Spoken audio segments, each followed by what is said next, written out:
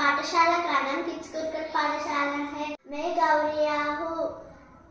मैं बहुत छोटी पक्षी हूँ। मैं फुदकते हुए चलती हूँ।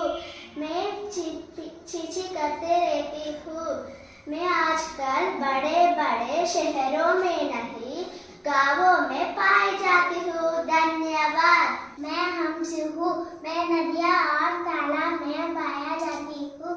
मैं प्रेम, वफादारी और सौंदर्य का प्रतीक माना जाता हूँ। धन्यवाद। मैं तोता हूँ। मैं हरे रंग का हूँ। मेरी चोंच लाल रंग की होती है। मैं बात भी कर सकता हूँ। मैं फल को बड़े चाव से खाता हूँ। धन्यवाद। मैं कबूतर हूँ। मैं बहुत बुद्धिमान हूँ। मैं तेजी से उड़ सकता हूँ। मैं बीज अनाज फल खाता हूँ। धन्यवाद। मैं कौवा हूँ।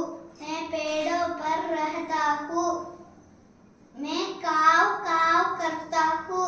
मेरा रंग काला होता है। धन्यवाद। मैं कोयल हूँ। मेरी रंग काली होती है। मैं वसंत ऋतु में कूकती हूँ। मेरी कूक बहुत मीठी होती है।